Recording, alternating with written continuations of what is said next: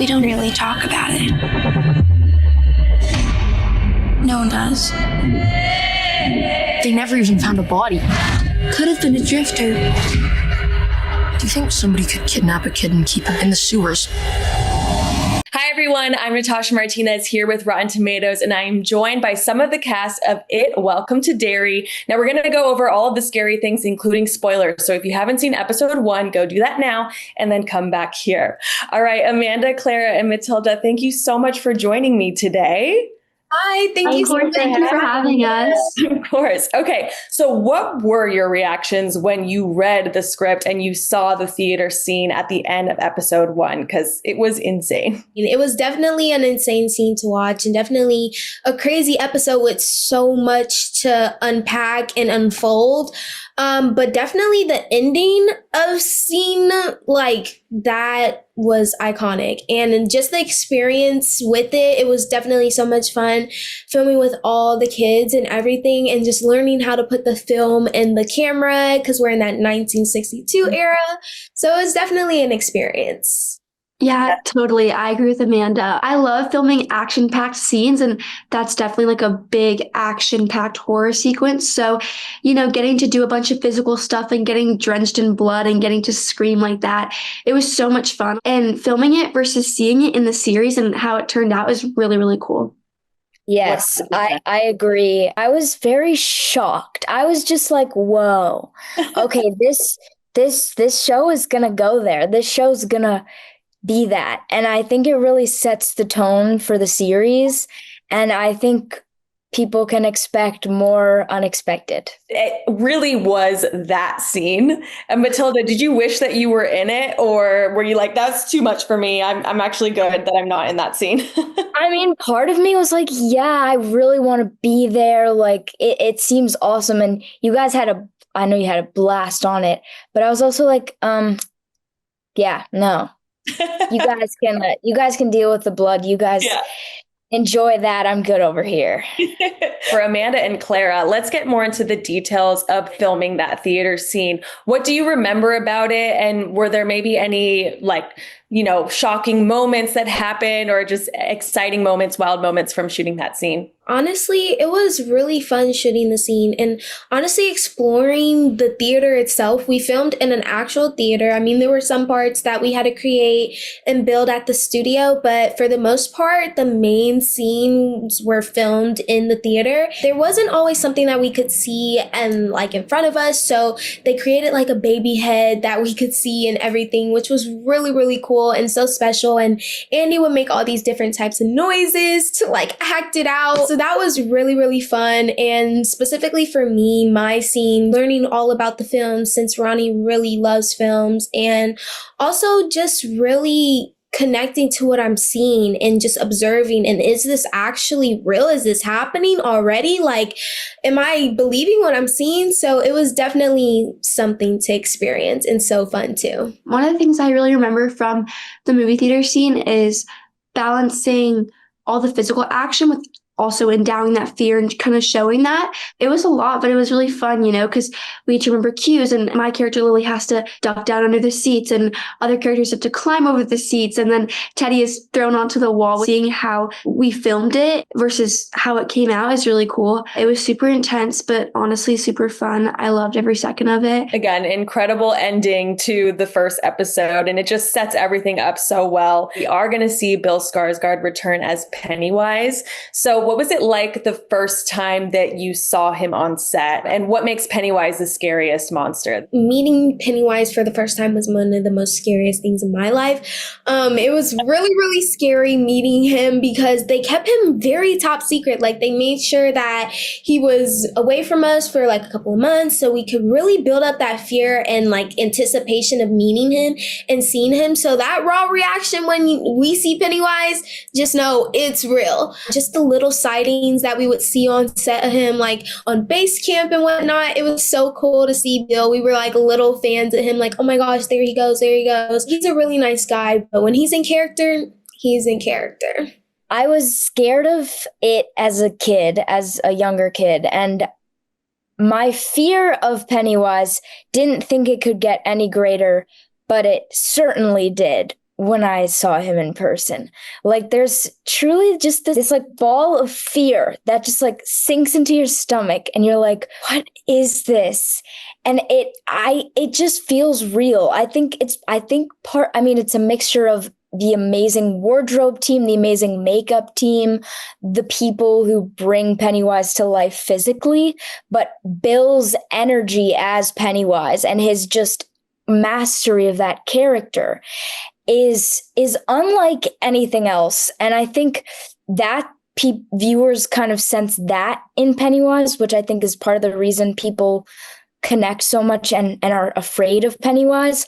I also think like Pennywise preys on our weaknesses and our insecurities and personal deep things that I think also add to the complete terror that Pennywise is. Seeing him for the first time, I think there was so much excitement and anxiousness built up to that. So seeing him for the first time, I think we were all terrified and shocked, but also in awe, because there's a difference between seeing him on screen in the first movies versus seeing him in full flesh in person with his makeup and his costume and also kind of like Tilly and Amanda touched on the energy and the fear that he brought to set.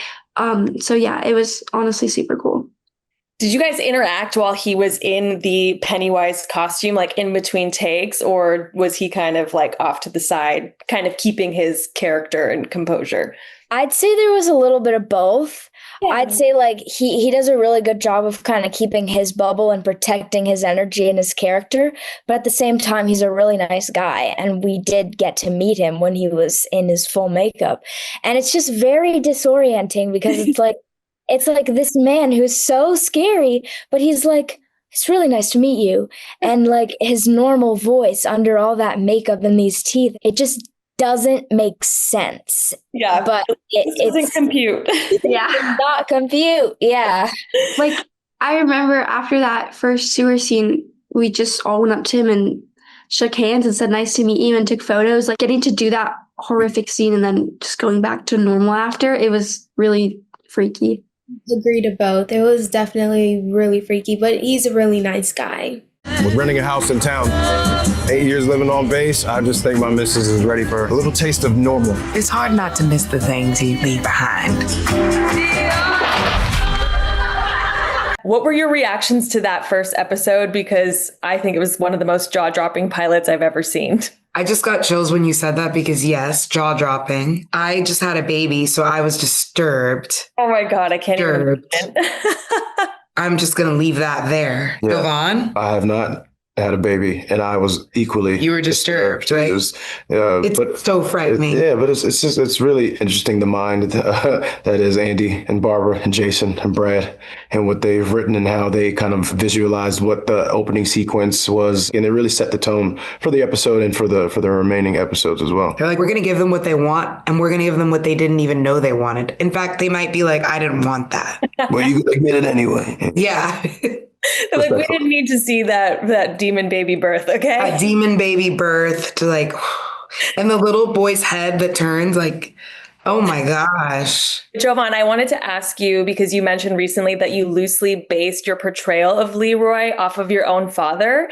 So can you expand on that just a little bit more and how your personal connection helped you portray him? Yeah, I mean, it was a really interesting opportunity to include my dad in the character building process, which he was really enthused to talk about. I mean, we talk a lot anyway, but just to really be specific and allow him to recollect what his experience was being a young father and being in the Air Force and meeting my mother in England and them having me and then him uprooting my mom from England and going to America and moving from South Carolina to Maryland to Virginia, then back to Maryland. These were experiences that I knew I was going to directly be able to use in what it felt like to be a man that's career driven, and he's in a career that will sometimes uproot you and your family, and just the responsibility that he has, Leroy and my father, and in keeping the family unit tight and on one accord, and also building elements of structure and respect into the household, which is something I remember growing up with every day. I love that. And I love that it translated, because you can definitely see that in your portrayal of him. Taylour, I know you're not in the first episode, but from what I've seen of Charlotte, I love her so much. And she is just so brave, so I just wanted to know what you can tease more about what Charlotte's going to be going through this season. Charlotte Hanlon.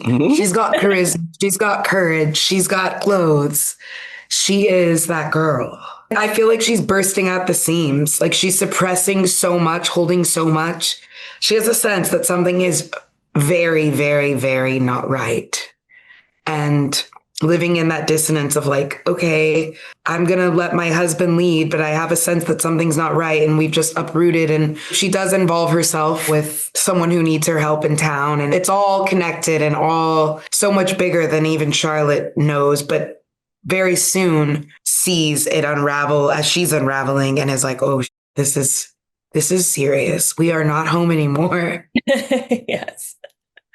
Definitely. Well, I can't wait to see her story unfold. And I do have to say, both of your characters did have a very cute son played by Blake Cameron James. What was it like shooting some of the more horrifying scenes? I think Blake is incredibly focused for his age. All of the young actors were, but I'm partial to him just because we've spent the most time with him. It was really interesting to be able to go into those more difficult scenes with him because he's very eager to want to understand what the subtext is. And, he's really into creating a full character of his own, but he's also very inquisitive, and he has no issue coming up and asking, Miss Taylour, Mr. Jovan, can we speed run lines? Can we just talk about he's what we think? Sweetie cutie. Yeah, and he's just into it. And he's just into it, and his parents support him. I saw his audition tape early on, like after I had joined, and Andy had sent me his audition, and I was like, this kid is going to be a problem in the best way, meaning like he's just coming to play and he's going to have a really interesting career. I think all of the kids, the acting chops, I'm like, oh my goodness. They got chops. And you just want to protect that because that's that guttural instinct that you spend your whole life trying to get back to. The way that they found these kids are so magical. I had a couple of days at the mall with Blake. A couple of the kids met at the mall and I felt like a teenager. I was like, taking them around and, they want to go to Sephora and they want to pop in here. And we went to eat and I was just, making sure they were okay. It's a lot. Those are long days on your feet. It's a lot of pressure. You're also in school. You're also hormonal because puberty, there was just so much. You're away from your family, you're away from your home, you're away from your friends. So just making sure they were good. And I always just, with children, I'm very sensitive to children and I want to be who I needed when I was younger. That's very sweet. I know they're lucky to have you. All right, let's talk about Pennywise, because I didn't think he could get even more scarier than the movies we've already seen him in. So for you both, what makes Pennywise the scariest monster in horror? The rules don't apply, right? Like a werewolf with like the full moon and a vampire or whatever the vampire stuff is, daylight. It's like Pennywise or It can get you anywhere, anytime, as long as you're within, I guess the one rule being inside of Derry. It's pretty alarming. Well, now as a new mother, I can't imagine living in a town where all of a sudden a lot of children are going missing. To think that there's a clown that preys on children. And then also that can morph into your scariest fear. Agree. What would he morph into for your biggest fear? Well, definitely now my baby, my husband. Yeah, definitely anybody my close dogs. To you that you would notice a shift in their behavior. That'd be a bit jarring. Yeah. What happened out there, Hallorann? We have 25 disappearances, mostly children. What is it? Answer me. I don't know. I don't know what the hell it is. When I watched the first episode with my wife, we had to pause it so many times and we went, no way they can do this. No way you can do this. No way. And then we said, this is awesome. Yes. This is it's terrifying. It's disgusting. It's exciting. It's slow and it's awesome. Yes. Same thing. I mean, you want to go to the next one and the next one and the next one. Barbara had talked about how they had pitched everything to HBO and they were like, yeah, do it. So the fact that you're on a show that pushes the envelope, even beyond what the movies do, I think is phenomenal. Yeah. And it's awesome because people don't want to come back to it if they're coming back to the same old thing. That's a good point. HBO is probably the perfect place for this to be on. But I'm with you. Like, I was like, there's no way they're going to show this. And I'm like, oh my God. And then you go, oh, they don't care about me. No, they don't, Yeah, They care about my mental health. Yeah. Let me finish this popcorn now. Definitely. All right. So, Stefan, your character Hank has a daughter, Ronnie, played by Amanda Christine. I think all of the kids in this show are so great, but she is just wonderful. What was it like having your scenes with her, and what makes her a great horror actress? Oh, she's just a great actress and a great person and comes from a good family. When I met her, they had Andy and Barbara put together a bowling party for all the kids to attend. And so we went. And from that moment, you know, her mom came up to me and I was like, oh, I think we're going to know each other for the rest of our lives. I mean, they're just good people, family. And once you feel like you've known somebody forever, it's easy to get in there. And it took us time to build trust. It took us time. But, you know, as long as I showed up and said what I said and meant what I said and followed through, right? I just think young people nowadays, a lot of people say a lot of things and don't follow through.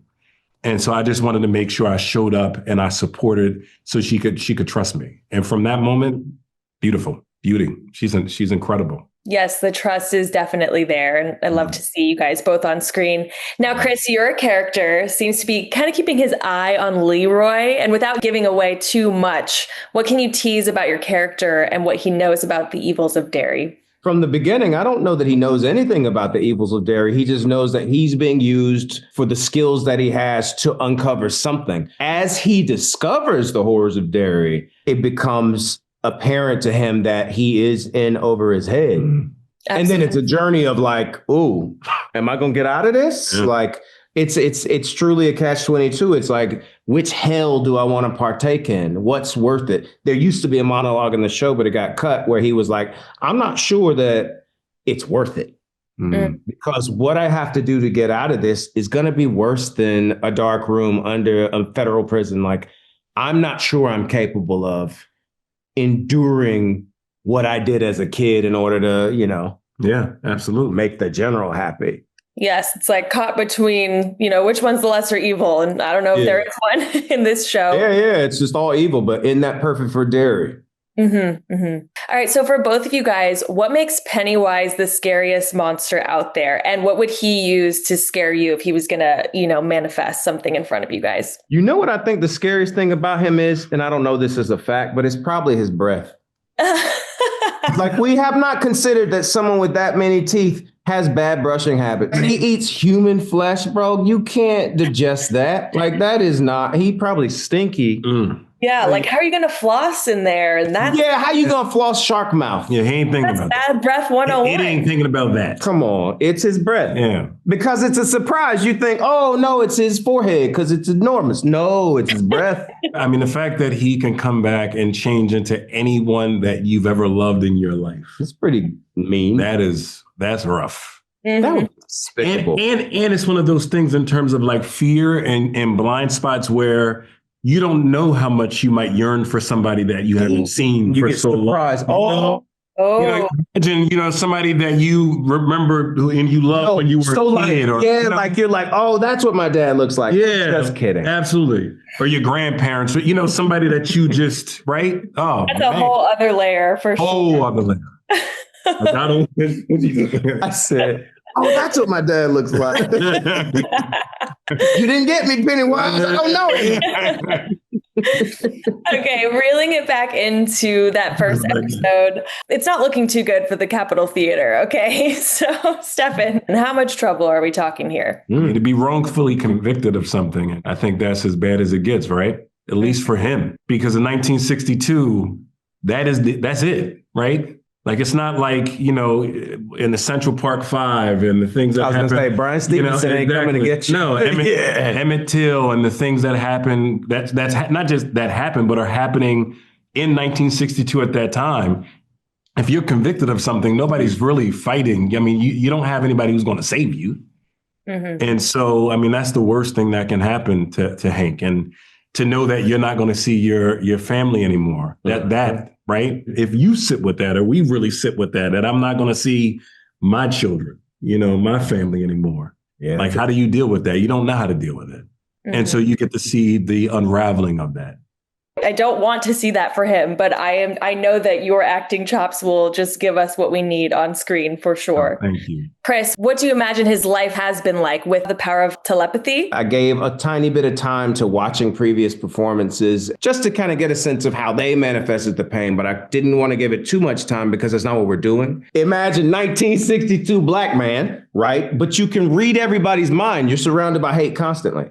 Mm-hmm. And then you got to imagine whatever his age is, when he was a baby, we're going even further back, 20s, 30s, when you got so many things going, you barely out of slavery. Yeah. Like this dude is close to a lot of pain, and the Great Depression, a pandemic, like he has, before he was even capable of understanding, felt pain that wasn't meant to be his. Mm. I think in my childhood, honestly, I felt pain that shouldn't have been mine. It was a rough little upbringing. Yeah. I love it. I'm grateful. I'm healed. But like, you don't want it. Nobody wants what I have. Absolutely. You know what I mean? No, that's not a trade-in that people are looking for. It's like when you see little kids that are born, that have to take on so much more responsibility. Yeah. That a kid, they just skip that childhood phase. And that's what Dick's whole life has been, is taking on responsibilities that no one except his grandma understands. And just like a black grandma, she says, shut up about that. Think about it. Bury it down. Be quiet. Don't you talk about that. You better stop.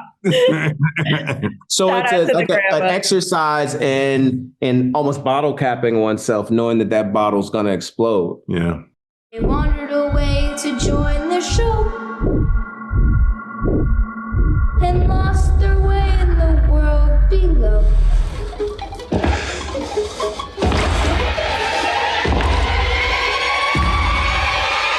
Andy, that had to be one of the most jaw-dropping final scenes of a pilot episode I've ever seen. What do you remember about directing that scene with the attack in the movie theater? Can you maybe give us like a scene breakdown? We went into the scene with a lot of belief in the desired effect, and it was a lot of fun, honestly, to shoot it. It was shot in several different pieces. The philosophy behind an ending of this intensity, reminding all of the audience that no one in Derry is safe for the rest of the duration of the story.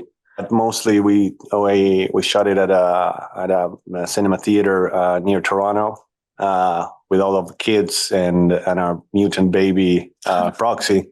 The mutant baby is unfortunately not practical, but we did have a practical element running around with a big pole. It was a lot of fun. A lot of screaming and swinging and running around. It was designed as a oneer. If you see at the beginning of episode 2, the whole of the scene has a change of perspective, and this is shown the way it was originally shot. So it was not easy to shoot, but it was a lot of fun. The effects were perfect. My jaw was on the floor. But speaking of so much screaming and what's required from these child actors, I mean, you could just tell right off the bat how strong of actors they are. So Barbara, what was the audition process like to find those actors and the main cast of kids? And how did you know they would do so well in those horror settings? Well, we have worked with the same casting director, Rich D'Elia, for both It movies and for the TV show. And we have a shorthand with him. He knows exactly what Andy is looking for. There is a chemistry that Andy, I think, can smell, which makes it so easy. We see hundreds of children. We like working with children that are basically the age that they're portraying, because there's an innocence and a freshness to them that is not really there when they're older.